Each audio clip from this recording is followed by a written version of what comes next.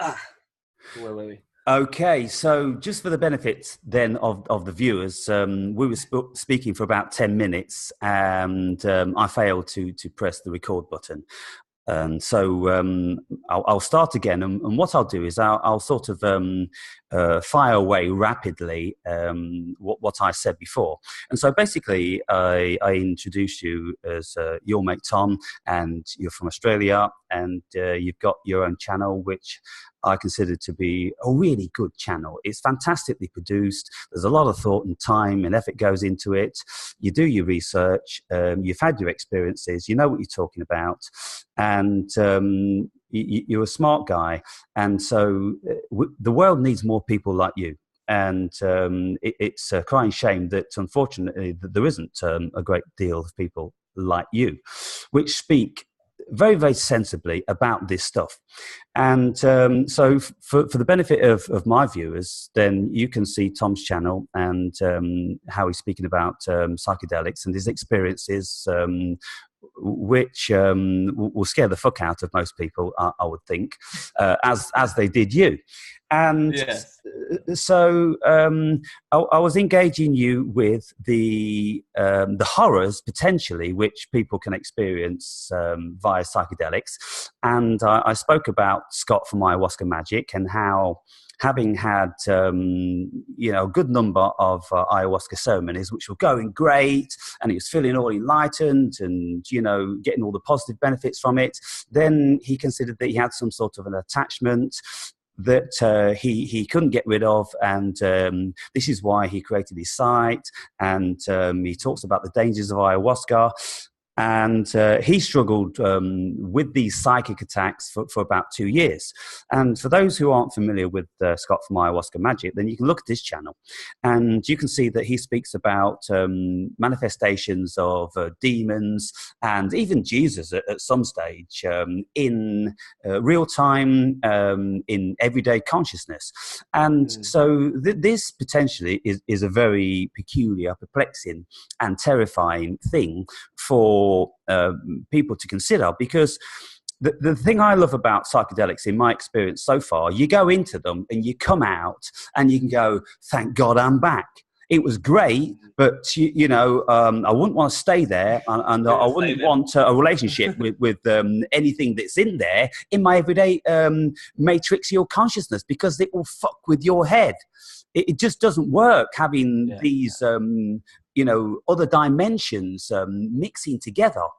And so you had a couple of experiences in Peru whereby you've done your documentaries, and you speak about how terrifying it was, and you lost it on one of them, and you wanted to kill yourself, and all this sort of thing. But then you've come out of it, and you are a better person for it, but evidently you are of a stronger disposition than most. I mean, it could go the other way for the people. They could feel haunted and like they've got an attachment, and there's demonic connections, and when you close your eyes there's demons there and all this fuck. Just speak a little bit about that, really, if you can, Tom. Yeah, so psychedelics, as you know, are very, very profound tools. And I look at them as like amplifiers of consciousness, and that depends where you are. So this is why right now I emphasize on working on your foundations first before fucking with that kind of stuff. Now, just before you go on, what I will say is, and some people give me some flack about this, because there's lots of people that say, oh, the magic of ayahuasca and the miracle cures that it can have on you.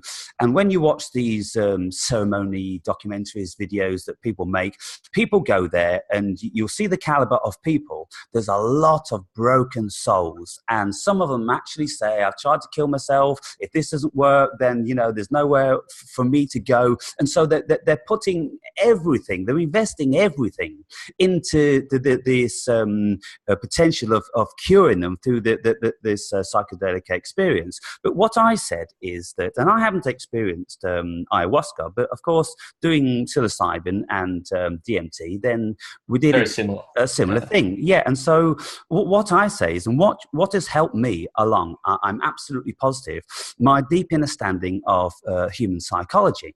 And so what I recommend to people is, before they go thinking this is a miracle fucking cure and this is going to, put them on the right track, they need to do some study, and I would say minimum of 2 years, constant study on real psychology. And I'm talking Freud, I'm talking Jung, I'm talking Jung, Adler, yeah. Fritz Perl, I'm talking all the greats. I'm not talking no bullshit textbook that you're going to get in any college or university. That ain't going to cut it. You need deep psychology.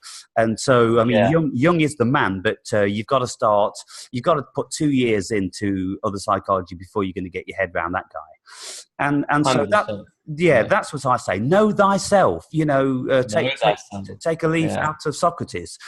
And so when you know thyself, when you know that the shit that your brain can come up with, and the lies it can tell you, and the false fears and all this sort of stuff, when you got a The grasp on deception. that, Yeah. then you can go on to the psychedelics, because you're going to have a deep-rooted foundation of deep understanding and strength and confidence, because you would have expelled all or most of the fears that are false, and so then you can go into it and you can get some benefits.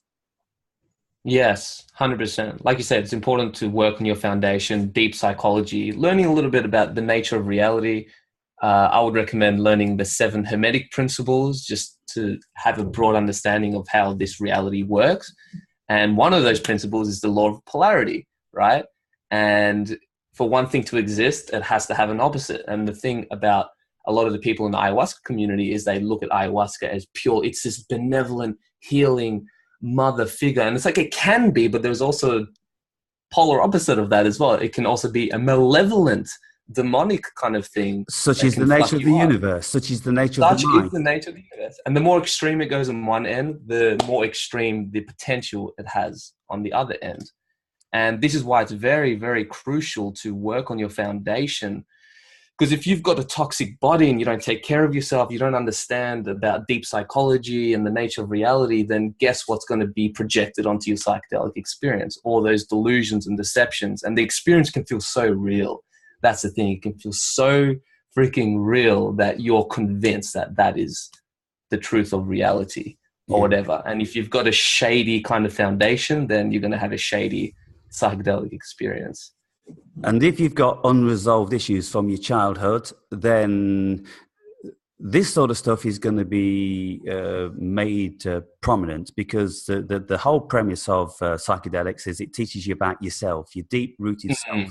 And so people need to do the Jungian shadow work. They need to look at the deepest crevices in the unconscious mind. And one of the portals, obviously, to this is deep meditation and introspection, along with the psychology, along with human experience in general. And then, of course, it's about the whole purification of the mind and body to put you in a good setting. Because if you're full of attachments and some sort of, I'm hesitant about saying this, but, demonic attachments and mind viruses, I believe they're absolutely real. And, people will be in absolute trauma with these mind viruses throughout their lives, because they've not got a grasp and understanding that they can actually take control over these. They can banish these, because you are not the ego. You are something higher. And when you get in touch with this something higher and you look down then at the confusion of the ego, then you can start going, hang on. The ego can very, very often tell us lies. It will misguide us. It's basically an entity dwelling within this body, which has a mind of its own, and it wants to do what it wants to do. And your body wants to do what it wants to do. It wants to feed itself with this and that. And if you've been born into a culture whereby you've been fed with fat and sugars and salts and any number of impurities, then your body, the microbial organisms within your body get used to that, and they get stronger and stronger and bigger. And if you've got 7 gazillion particular microbe that craves fat and salt and sugar or something like this, then if you don't give it, then it's like, oi, I want salt. I want Yeah. sugar. And this comes in burgers, it comes in Cokes, and it comes in all this shit, which is poisoning the body. And so, Yeah. therefore, you can say to yourself, well, these attachments that we've got, these cravings, these addictions, we've got to banish those somehow because they're absolutely bad for the body and for the mind. And so once you start to look at all this stuff going on and see how your body's reacting and your mind is, then you've got some sort of footing to make some changes. And so you go to an ayahuasca ceremony, and all this stuff, it gains energy and it shows you its face, yeah? Mm. And so when you 100%. was in the midst of your traumatic event on the second or third night, what sort of pain were you in then? Ooh. See, the reason why that experience happened is I still don't know to this day. It could be like repressed emotions. It could be like facing the shadow, but too much of it all at once, or it just got too overwhelming. My ego freaked out. There's many reasons why this could have happened, but when you're saying like the pain that I was in my everyday reality, or just this experience itself? Within that ceremony, because you Right. bashed your head on the wall and you want to Right. kill Okay. yourself and you wanted Yeah. out at any cost. Yeah, it just started off as just a complete psychotic breakdown, and then human concepts started to just get blown into the abyss, and I started to just completely lose my mind. Like I felt like my brain was broken and I was never going to get out of this. And I've had pretty scary experiences where I thought like, okay, I'm never going to be able to integrate into this reality again. And they were really scary experiences, but this was on a whole different level. This is like, you're not coming out of this. You're going to be like a psychotic the rest of your life. And I saw myself in like a mental institution, and like the pain that my mother is going to go through and all this kind of stuff. And I was like a conduit of all the collective suffering of humanity of all time, all the wars, the rapes, the murders, everything. And I just felt all that pain. And I guess the scariest part of that was that I was in this void or abyss, whatever you want to call it, but I was in this timeless dimension where every single moment felt like eternity. And I was all alone. So the overwhelming emotion was just despair and hopelessness.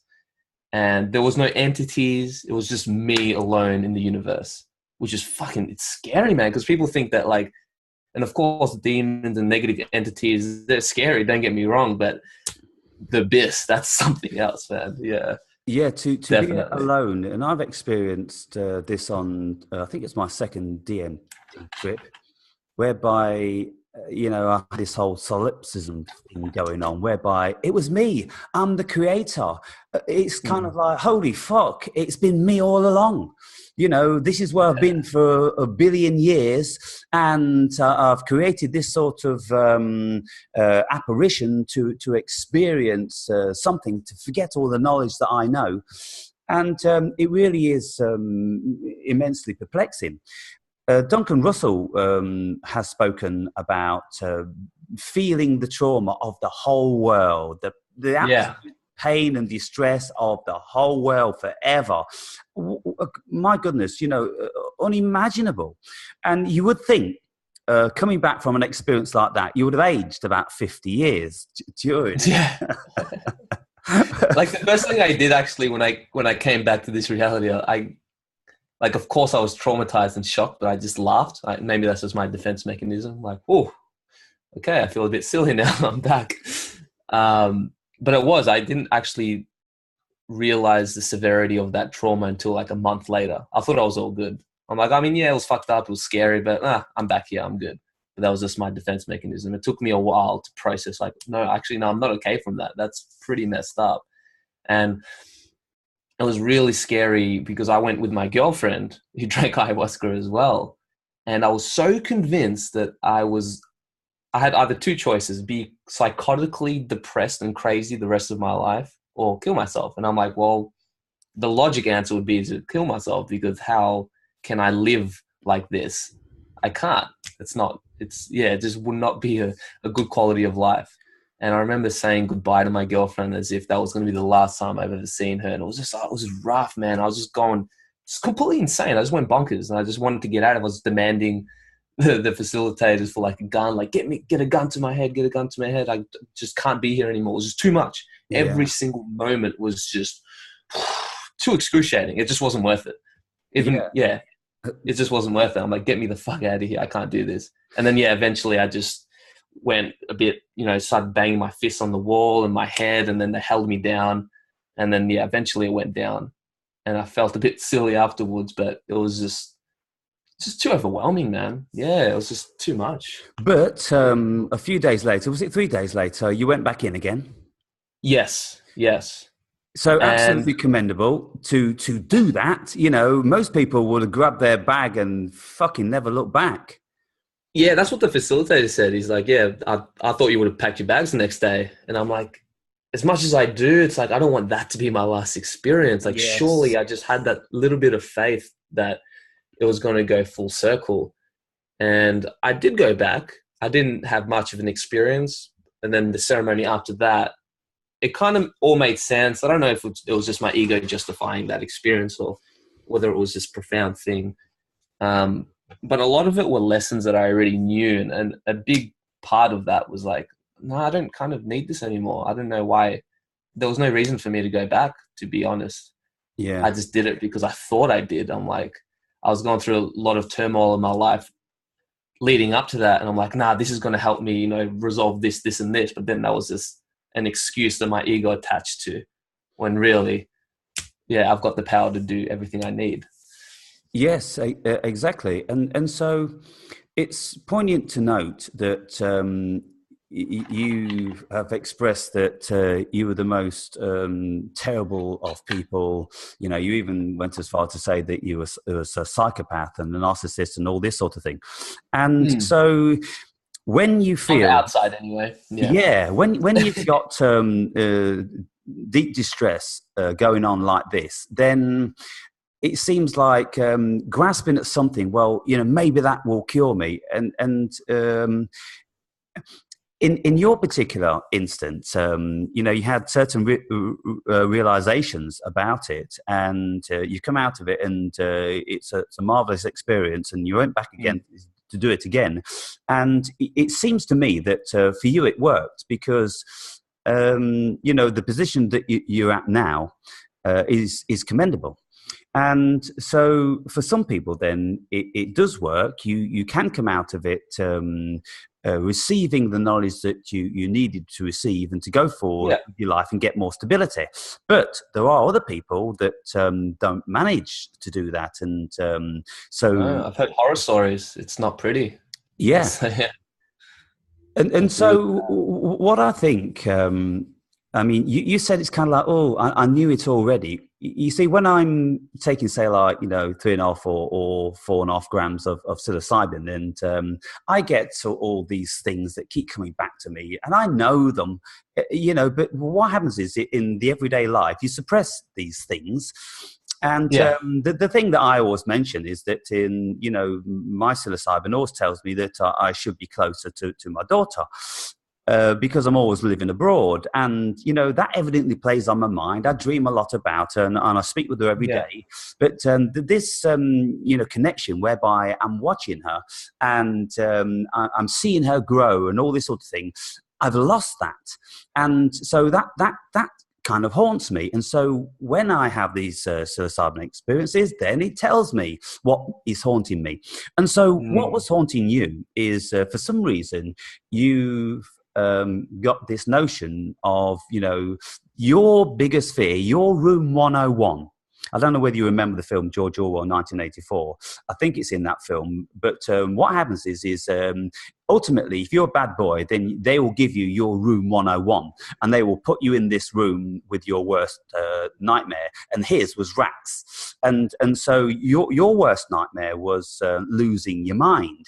And Yeah. to be fair, this is also up on my high up on my list, because my old man and my mother, they both committed suicide, And the Yeah, old sorry to hear man, about that, man. yeah, Yeah. he was about 15 years in depression, and he tried it 3 times, and on the fourth time he actually did it because he couldn't find no joy. And so, Mm. because I have such a high level of joy for this world, then of course the greatest thing that's gonna, make me feel terrified is losing that, losing the joy Mm. of looking at the sunrise or the sunset or the light glistening through a meadow or something like this. And so, what is it about your notion of losing the mind? Where do you think that derived from? Ooh, yeah. I think because there was a lot of the reason why I had that experience. A big part of it is because I still have to pay off my karmic debt because I just did a lot of bad shit when I was younger and a lot of unresolved stuff. And I think a big part of my fear of losing my mind is that because when I was younger, I did struggle with like suicidal thoughts and depression, and I wasn't happy at all. And maybe that kind of seeped back up into my consciousness. And something about that, just getting to the stage where you feel the need to commit suicide is something that, oh, yeah, it fucking scares the shit out of me. Like, it's something that I have the most empathy for with people. And that's something that hits home because it's such a horrific place to be at. And for me to go to that place where it's not that like the thought of suicide like gave me joy. It was like, no, this reality is so fucking horrific that is the better option. That's what is my idea of this nightmare trip and my worst fear. Yeah. Yeah. And so obviously there's a lot of people that suffer from some sort of level of depression. And if they're on a psychotropic medication, then it's always, one of the things that's in the list, can lead to suicidal thoughts and this, that, and the other. And when people talk about the depths of depression, where this world gives them nothing, and Yeah. if it goes on for a long time, then they just want out. And so if you have this sort of thing, you see John Hopkins Hospital, they're working on that now, aren't they, with psilocybin, relieving. Yeah. With the existential anxiety and stuff. Yeah, all this sort of thing. And so for people like that, then, where they can't see no way out, I would think that ayahuasca, potentially is a lifesaver. I mean, at the end of the Yeah. day, if it doesn't Yeah. work, then I don't know how much more they have to lose, whether, they start to get haunted even more by the dark. I don't know. I mean, it's a really difficult subject to talk about because we can never know. It's a mixed bag. Yeah, Yeah. it is so mixed.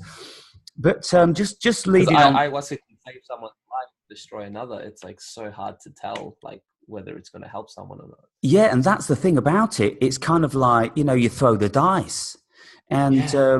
you can come out of it with a relative level of purification and vigor for life, thinking that, oh, yeah, I've kind of like, get that now. I've got a resolve on this now, and now I'm going to do this, and now I'm going to do that. But if you come out of it from the other perspective, like this chap I met in recent times, a chance meeting just down here outside my apartment, and he who had been watching my videos, and he came up to me with some sort of urgency and said, we've got a lot to talk about. And we engaged there and then for 3 hours non-stop until our folks were exhausted. And then we met again and again, and I'll meet him one more time before he leaves. But what he said was that having been to Peru and done 150 ceremonies, then he feels that he's got an attachment, some sort of demonic thing which is trying to stop him going towards the light. And he even went so far to say back in his home country, he considered that these attachments followed him across, a couple of continents, and they made manifest in people which were close to him. I can't help thinking that this is a traumatized mind and some sort of level of paranoia. But, it's a crazy world, and so I wouldn't want to say for sure. But in view of that, It didn't work for him, evidently. He had a call to go to do ayahuasca. He did it, 6 ceremonies, and then the shaman sent him home and said, you come back and train as a shaman. So he did this. And taking ceremonies, say like 3 times a week, what do you feel about that? Isn't that going to send you mental? I think it's, yeah, to me anyway, I think that's a little bit overkill. That's a lot. Because even like we were saying before, one psychedelic trip takes so many months to like process it, and you're just smashing your consciousness constantly 3 times a week, that it can fracture your sense of self. And it seems like this guy who's seeing entities and stuff like that, because now his ego, his sense of self has all these cracks where he's seeping into these other realities, even in his everyday consciousness. So maybe, see, I don't even know, like just my tuition tells me that that's way too much. Yeah, Yeah. and I don't know what sort of constitution one would need, because everybody I've spoken to, when they've done a reasonable high dose of, psilocybin, or they've done some ayahuasca ceremonies, they go, right, well, I've got to go away and think about this shit. Yeah. And I went into another dimension, into another world which I didn't know existed, or maybe I've heard about it, or maybe I've experienced a little bit about it on various other entheogens. But Yeah. to have a big trip where you meet entities, and your whole life is being turned upside down, then that stuff needs assimilating, particularly when you've got to go back to work and you've got to go back to your family. You can't talk Yeah. to this about people. And Yeah. so if you're doing it on an ongoing basis, and I can't help thinking that you're looking for trouble. And so this guy then, what he's done now, he's at war with his body. He's at war with his mind. He's fighting on a daily basis against his mind and against his body. And I'm like, well, what is it about the body then that you're fighting? You can't eat this and you can't eat that, because if you eat this and you eat that, that'll kill you. This will kill you. Everything. I said, look, everything's going to kill you. No, there's no reason why we should die. There's certain entities on this planet that don't ever die, the masters and this, that, and the other. And like, he's gone into a really peculiar realm whereby he's heading for that. And I'm saying, so what is your intention here? Is it actually to live forever? He says, yes, it's to rise above this body, to absolutely purify this body and the mind by not getting involved with any of the impurities. And I said, well, that's what this dimension's about. It's about experience, and it's about learning your lesson, taking this and seeing what it feels like, taking that and this, that, and the other. But all he wants to do is drink distilled water, eat, almost raw leaves and a bit of fruit, and head for this light, delving into the deep esoteric information, which is very, very difficult to get your hands on. It's not on the everyday internet. You have to go deep internet. And so I can't help thinking that some people, they probably lose themselves in some sort of battle with the demons. Yeah, definitely. Because there's a lot of deception in these realms, and you don't know, because sometimes you may see this light being like, hey, come over here, come towards this light, but then it could be something that leads you towards a dark tunnel. You just don't know. And I think it's important to ground yourself, because we are bounded in this physical reality, whether you like it or not. And we're here, I believe anyway, that we are here for a reason. We are here to learn and grow and gain all these lessons. And when you try, I think there are a lot of people that use psychedelics or even spirituality to kind of escape this physical realm and go to the spiritual realms and stuff like that. But this is, I as above, so below. Like, this is the spiritual dimension as well. It's just as important as the other dimensions, and it's important to learn the rules here. Yes, just another facet of it. And one of the things that, I fail to grasp in its full magnitude is people that when they are here, what they endeavor to do for the whole duration is try to get out of here. Try to be this spirit in this matrixial dimension. And I'm like, well, I'm not sure whether that works. How could it work? And so if you look at the Buddha then, sitting under a tree for all of his life and just eating a couple of bowls of rice, here and there, and Yeah. just in meditation, just trying to escape the human form because so terrified of the suffering, and to contemplate on why do humans suffer? Oh, suffer, suffer, suffer, suffer, suffer. Well, you're suffering yourself then because you are giving it too much energy. If you just accept it as part of the course in this dimension that we do suffer, and when you suffer, you feel it, you experience it, so you try to minimize it, and you work with it. And so it seems to me that that's the way forward, rather than trying to be so pure that you don't ever encounter any sickness, because sickness and illness is part of the human growth. It's part of the spiritual growth, because anybody that's never suffered has not grown, have they? No, definitely not. And suffer, yeah, it's like you said, some people try to escape suffering completely, but you can't. The best case scenario is that you can minimize it. You can minimize suffering and maximize joy. But yeah, we're gonna grow old. We're gonna die. We're gonna go through some shit. We're gonna suffer. That's period. So it's good to accept it. It's hard to accept. It really. I don't blame people for wanting to escape this reality, but you have to just deal with the cards that you have. Like, we're here, period. Yeah. Yes, you're here to have an experience, and Yeah. it's easy for me to speak from a level whereby I've never experienced any deep ongoing depression or any Mhm. horrors, and so we don't know the minds of these people that Yeah. leads them into suicide. But you look across the board and everything is here, and everybody experiences this dimension and the other dimensions in their own particular way. And Yeah. if you get like a dozen people at an ayahuasca experience, then they're all going to take something individually out of it, and no experience is going to be the same invariably. Mm.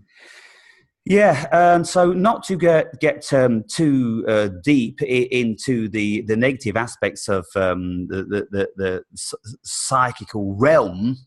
Yeah. What can you say has been the positive aspects of your experiences? Do you consider now that you've gotten over lots of the issues that you had prior to these experiences? Many, I can't say all issues, definitely not. There's some stuff that I need to do a lot of work. But in terms of the positive aspects of psychedelics and how they've helped me is, I would say at the start of my journey, they definitely helped me understand what it is to be human. You know what I mean? And have these insights, like just even understanding the nature of duality and suffering. And I got a lot of very profound lessons, which helped me reconcile with a lot of my depressive and anxiety issues that I used to have. These days, it's definitely helped me overcome a lot of these issues. Like, in terms of depression and anxiety, like, yeah, I mean, sure, clouds come and go every now and again, but I don't cling on to them. Like, Yeah. I just kind of take advantage of the season and have some tea and hot cocoa or whatever it is that you want to do. But I feel like with depression as well, it's a beautiful opportunity to go deep within and self-inquire. There's a lot of lessons when it comes to suffering, for sure. But something else that it really helped me is just to be more aware of my negative thought and behavior patterns, and just that need to just want to become a better person. And I think one of the things that psychedelics has had a most profound effect is my empathy. Like, my Right. sensitivity to life is just sometimes it's too, because I've also experienced the negative end of that spectrum where I was too sensitive to life, where I could hardly go outside without kind of absorbing the negative energy of my surroundings. So it's important to have your own walls. My walls just completely got shattered, so that wasn't fun. But now I'm on a healthy level where I'm sensitive to life, I think in a beautiful way, because now when I experience joy, it's like ecstatic, amazing joy. But that also goes with the pain and suffering. I have a deeper capacity to feel, but I don't look at it as a bad thing. You know what I Yeah. mean? And so, Yeah. when you have bouts of, say, negativism, if you Yeah. feel there's the black dogs coming over you, which was a term that Winston Churchill used to use when he used to get depressed. Yeah. It's it's debilitating. It can be debilitating. I mean, of course, Yeah. there's degrees, but for people that have it on a lesser scale, then you look at it. Okay, so here you come again. How best to manage you? It's a beautiful world out there. Let me try to go out and take advantage of, like you say, the seasons and this, that, and the other. And you look at it and you go, okay, that's interesting. So, is there anything you want to tell me? Is there anything you want to teach me today to enable me to live a Mm. more fulfilled life? And so, if you can do this, if you have the facility whereby something else is observing the ego and the physiology of the body, then you're your own pharmacist and your own doctor and your own healer, because you're stepping outside of yourself and you go, oh, okay, then, right, Tom. I think what we need to do is, mate, we need to do a bit of exercise today. We need to push Yeah. forward. We need to drink plenty of water, eat a bit of fruit, and this, that, and the other, and maybe engage with some people that bring about fun from time to time. And Yeah. this is helpful to convey this to people, because there's so many people. Because I deal with people that suffer from, varieties of depression. And because I don't, then it's kind of like, how can I help? Well, how I can help is by speaking to people that have it and how they manage it. Right. And, Yeah. showing people other videos, how they manage it, and this, that, and the other. And hopefully, eventually, they will see something in the other person that strikes a chord with them and gives them a tool in which to help them along with it. Yeah, yeah, it's definitely a tough one. Like with depression as well, like what's the opposite of depression? It's expression. Because like when you're in a depressive mood, you just want to stay stagnant, you want to stay still, you want to stay indoors, you just want to be alone and shut yourself out from the outside world. And a good way to break out of that is movement, express yourself, get some sunlight. That's really underrated. But Absolutely, absolutely underrated. yeah, yeah, and just like really, it's so simple. I know sunlight, exercise, water. It's like so simple things, but it fucking really helps. And it's just doing that consistently every single day, and expressing yourself. You know, you can use depression as an outlet. Like when I was a teenager, for example, I was really into like heavy metal, and that was an outlet for me to use that creative energy for something more productive. Maybe heavy metal is not like for me, it's like too much for me right now, but you could use depression as you can use a creative outlet like art, drawing, making videos, expressing yourself, whatever. There's plenty of other ways. You know. Yeah, or Yeah. even if you get angry with yourself about the whole situation and maybe throw a few things around the room or something, then the chance that that's going to alleviate some of the kemped up pressure within you, and then it's going to Yeah. change Because your it's stored mind. in the body. Yeah, Yeah.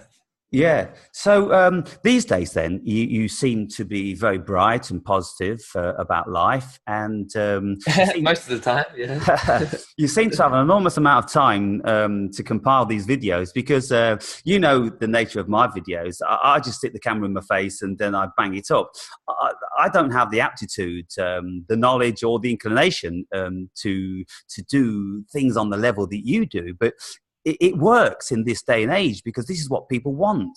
They want, this and that. And, Yeah. Yeah. if you're Yeah. talking about something, they like a little excerpt, or they want to see a visual or something.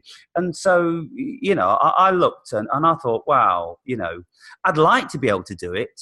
I'd like to be able to, produce my videos in a more expressive way, because I can think of like, something which would add to it, but I just physically, mentally can't do it. It's just not me. Yeah. And so And that's fair enough, because sometimes making those documentaries, like it's nice sometimes, but it's a lot of time. It's a lot of time. I could make like 10 videos in the span of time it takes me to make like one high production video. So yeah, there are definitely the negatives to it. And like I said, I do enjoy making those videos, but sometimes I enjoy just talking in front of a camera, like just to kind of free associate instead of being too calculated. So I like to have a balanced approach Yeah, with because my I videos. remember one of your early videos whereby you're doing psilocybin in the woods, and you got freaked out again, and you had to call your girlfriend. Yeah.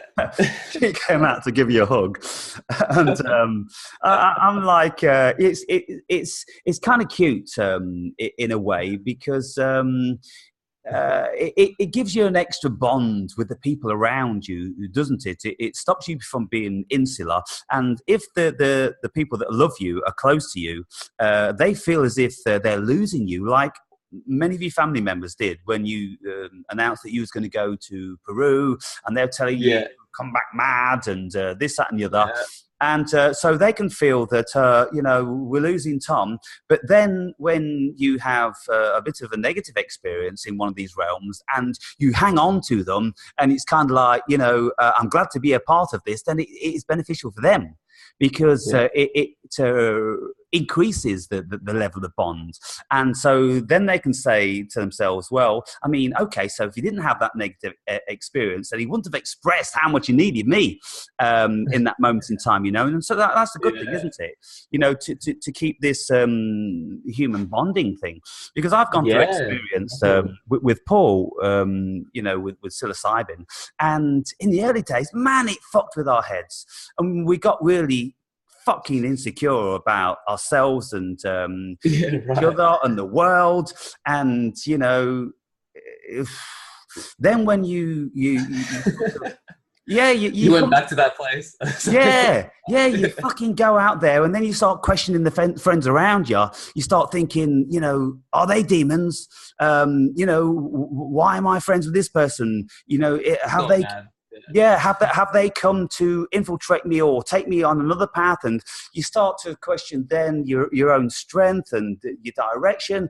And then when the time eases, you look back and you go, well, all those thoughts are quite preposterous. But then you Mm. go, or were they? Or were they? It's wild, because particularly, I mean, what psilocybin does for me, it makes me very perceptive into Mm. the other so-called human beings around me. And I don't know whether you're familiar with this, but these days there's a lot of talk about non-humans. Now, they can be called husks, or extras, or backfills, as Dorius Cannon taught some, or they can be called NPCs, i.e. in the computer, non-playing characters. Right. um, Yeah. Yeah. and then there's lots of people talking about different varieties of energy, which isn't in actual fact human being. And so it's a curious thing, because this is what I stumbled upon whilst I was in one of my first decent psilocybin trips, that all of a sudden, all of the so-called human beings around me, I could feel their energy. Some of it was really negative, some of it was very human-like, and some of it was dull, and some of it was kind of like I couldn't figure it out. And so Mm. I was thinking to myself, well, why do I have this inner feeling about these things around me? And so I started to look into it, and more, starting to discover that there's so many people been talking about this. What do you feel about that? Do you think we're all human? Ah, fucking hell. Put you on the spot now. It's a big question. First of all, put him on Uh, the fucking Freudian couch, and now throwing this one at you. it's like, Want to keep are you on you your even toes, human? It's like, I hope so. Tom. Yeah. Yeah, with the whole alien and extraterrestrial kind of stuff, it's something that I personally don't go down. Like, I don't go down that road too much, because it's something that I'll never really know. Uh, I like to believe that I'm human, and I just Organic like. portals. Have you heard of those? Organic portals. No, that's an interesting term. Yeah. So, I mean, What's an organic portal? Like us? an organic portal is an extra in our movie. And Right. I mean, you see, I'll mention Dolores Cannon because she's kind of mainstream as far as all this stuff goes. She's this little benevolent old lady. You know, you Yeah. expect her to bring a freaking knitting out while she's talking to you, but she's talking about this stuff, saying they're not all human. You know, don't get Mm, thinking they're all human. And she tells people how you can discern them, how you can feel them, and all this sort of stuff. mm, And so when you look at how wild this world is, with all the varieties of entities that you can meet in other dimensions, whether indeed we go into another dimension when we have DMT or psilocybin, whatever, yeah. but there's other shit going on there. And so, 100%. Yeah. yeah, so Yeah. on the back. I believe in all that kind of stuff. And I think that there probably are a lot of people in power that aren't exactly human, which is could be part of the reason why we're in the mess that we're in. But it's just one of those things that I don't entertain those thoughts too much, at least at this stage of my life. I think it would just make me too, uh, I don't know, it just scares the shit out of me. It's like, do I really want to go down that rabbit hole kind of thing? Yeah. Not that I blame people for going down that rabbit hole. It's just right now, I don't think I don't know, not something that I'm interested in at this stage. Yeah, It just seems really, it's yeah, it's a very good point that you make, and again, you know, I appreciate your honesty on this because there's various levels to this, and at some stage, there's an arena that you start to delve into, and you just have to go, "Whoa, do I really want to go there? What are yeah, the yeah. Because I've implications?" opened a lot of doors in my life where I'm like still like going through the process of accepting. I'm like, oh, do I really want to open all these other doors? Like, so I'm like focusing more on just being grounded and doing what I can in my power to change my life in just my little way, I suppose. But that's where I'm at now. Yeah, because otherwise, I think it gets very, very complicated, and you see, with the likes of myself and other members of Mm. my new community, we're kind of like 40 and 50 years old, and so Yeah. we're kind of like thinking like, oh fuck it, we're over halfway now. Let's try and find out, what this fucking thing's really about, and so Yeah, yeah. we I could start. see that. Yeah, Yeah. you start pushing out the boat, and or pushing the envelope, whatever expression you want to use. And then if you start to consider the shapeshifters and the lizards and the Anunnaki And the and reptilians and stuff. the Archons and all this sort of thing, Yeah. then if you want to look into that and to the origins of that, if you look into Michael Tessarian, Mark Passio, Mm. and many other people that have done deep esoteric studying into the very, very initial existence, from what we can gather from our history of the human being, then you can see Mm. that there's some shit going on. There's some Yeah. stuff that they know Probably. that we don't know, and Yeah. so okay, That's so why I that. don't even look at that stuff as like crazy or far fetched. It's just like, oh, I don't know if I want to know right now. Yeah, I'm just, because at the end of the day, it's kind of like, well, what's it going to give me? What does it yeah, mean? Because I can walk out here now, and based on what I know, I'm looking at them and I'm going, is that one? Is that one? Oh, I don't think that's one.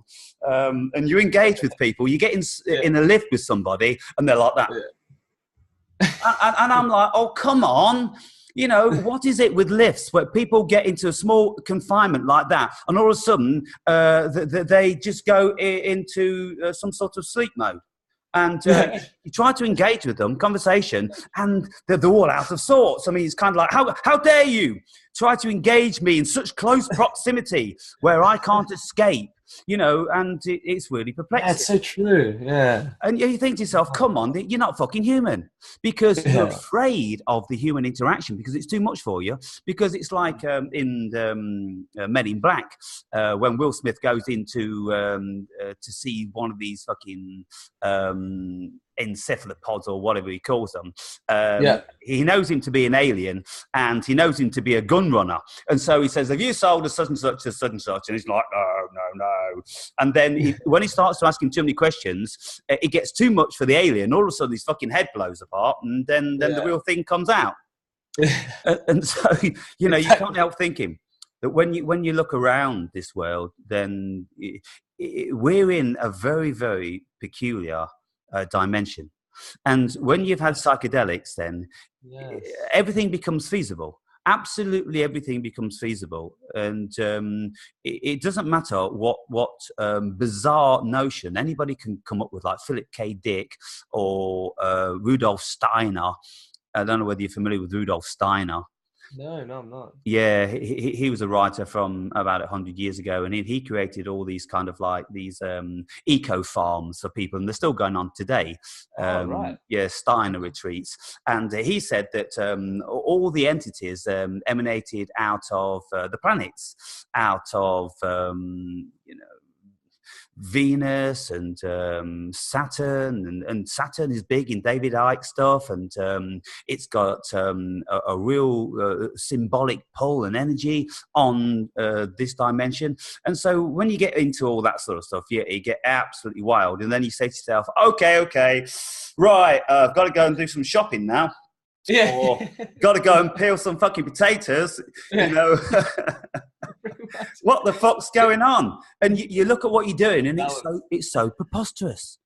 It's Yeah. absolutely preposterous in But it view starts of, making sense when you really delve deep into it. Especially like right now, I'm just dabbling into like a little bit of occultism and symbology and the power of words, and it's so deeply embedded in our psyche and reality. It's so fascinating. Yeah, yeah. there's things like this. In recent times with my videos, I've done a lot about language, and I state that language is a part of the prison planet because it's the way the Yeah. language is constructed. It's constructed to keep us bound. And Yeah. the classic Yeah. example of knowing this to be true is when you have a psychedelic experience, you come back into this dimension and you kind of like, you don't have the language to articulate it. And so you say to yourself, hang on then, there's something fucked up gone wrong here, because if I don't have the language to articulate that, and much of it seems fucking good. I eat DMT, and it's amazing, and the lessons you can get from the psychedelic experiences, but you can't really convey them to another person, and so therefore you get to the conclusion then that, well, it's because the construct of the language is designed in a way whereby you can't express yourself in a spiritual way. It's true, because language cannot encapsulate that kind of experience at all. Yeah. And so it's kind of like there's other dimensions that this language doesn't pertain to, and it seems to me that it's a reason. And I've looked into it, pretty deep, and I see that without a shadow of a doubt, the language has been constructed in such a way to keep us suppressed. And I just point out a few words here and there, like understand. Do you understand? Well, I mean, no, I don't understand. I'm not understanding your jurisdiction, because that's what it means. Do you understand this level of authority? So I don't ever say it. I say understand. I understand. Understand. Whoa. Yeah, I never thought about it that way. Yeah, because like you say in your videos, is that knowledge, it has to be experienced. It has to be an experiential thing. You can't read, you can't listen. Invariably, you can't look, because it's not knowledge. You've got to experience it. It's got to be the mind, body, spirit, the whole thing going on, whereby you consider something to be true. And then when you say, like, I know something, well, why is it that the word know, K-N-O-W, is the same vibration as the negation, the negative, no, the denial? Well, if you say, I know this and I know that, it's a double negation. And so even though you think you are expressing that you actually yes something, I yes something, that's what it should be, shouldn't it? Yeah. If you consider that you've experienced something, the subconscious understands the word. Yeah. So what it does is double backs on you, and it tells you that you don't know it, you don't know it, you don't know it, and it's the vibration that we're using. No, no, no. And so when you look at it like that, you think that's fucking mental. And then if you look at insanity, Blew my mind just then. This person's insane. Well, if they're insane, then they're perfectly sane. But it doesn't mean that. You see, because they don't want that energy and power to work. They want it to have, the reverse effect on you. So when you say somebody's insane, it's supposed to mean a negative thing. And you're supposed to, stay away from that person. But if they are insane, then they're one of the very few on this planet, and we should have more involvement with them. And then you go to Yeah. schizophrenics, and then you go to people in mental institutions when they are partaking in another dimension. And we Yeah. think they're crazy, but they're not. They've just got, like, say, 1 foot in another dimension. It's kind of like being in a perpetual DMT trip. They are seeing stuff that the everyday people don't see in this matrix. And Yeah, we just put them in a mental institution. In some cultures, people with schizophrenia are shamans. Shamans, exactly. And if you have these tendencies to be able to see different stuff and experience different stuff, then people want to make a shaman of you straight away because you're a seer. And so you can see then from the indigenous peoples how they've done it, because there's been no suppression about all of this. That seems to me to be right, because they delve very, very heavily into the spiritual world because they're connected with it, with nature and all the spirits and all the rest of it. But in this society, no, it's about closing you down, motherfuckers. So they close you down with everything. They don't allow you to take any psychedelics. They close you down with the language. They close you down with the changing of the history and the suppression of the history and freedom of speech. Limits and boundaries, and all this sort of thing. And so this then segues into something else that I wanted to speak with you about. I don't know how long have you got. Have you no, got... I'm good. All good, man. Okay. I'm free. Cool. So you know that my site was taken down. And so, okay, I was really quite blasé about it. I don't want to have any restrictions from anybody. And if I want to smoke DMT and make a film about it, I fucking will. And so because I did that, then that they busted my site. And I've wrote to them on several occasions, and I've asked them for my property back, but they don't respond. And so they're a law unto themselves. And so I am aware that Adam, he was getting pretty close. He's getting pretty panicky when he was down in New Zealand about his site being closed down. And he was communicating with you. Did you have a few strikes or warnings or whatnot? Yeah, I had 2 videos removed, which were both videos where it didn't have any graphic use of any substances, which I found really strange. It was just me talk. Like, one was like a microdosing mushrooms video where I just talk about my experience with it, and another one was like an LSD trip report. I did get the strikes reversed, like appealed, so it was all good in the end. I think it was like a bot just automatically striking videos because it just didn't make sense. I'm like, why did you give me a strike for this video but not this one? If anything, that should have gotten a strike. Yeah. But I don't know what's going on. I don't think it's necessarily to do with drugs. I think it was that there was a YouTuber, Paul Logan, who made a video about going into this Japanese suicide forest, and he made a vlog about it, and then that got a huge backlash. And then ever since then, YouTube has been more tough on the community guidelines. So I don't know exactly what it is, but I think it's something to do with the algorithm, the bots, and it's not necessarily YouTube themselves, because at this point this algorithm, it's its own entity now. Like, not even people that work at YouTube knows how it works, you know. And AI. yes, it's been coming for a long time. We used to have a comedy show in the UK, and it used to depict if somebody was trying to do something, then it would say, computer said no. You know, you want to do this or you want to do that. Oh, computer said no. And for instance, if you want to go to oh, fuck.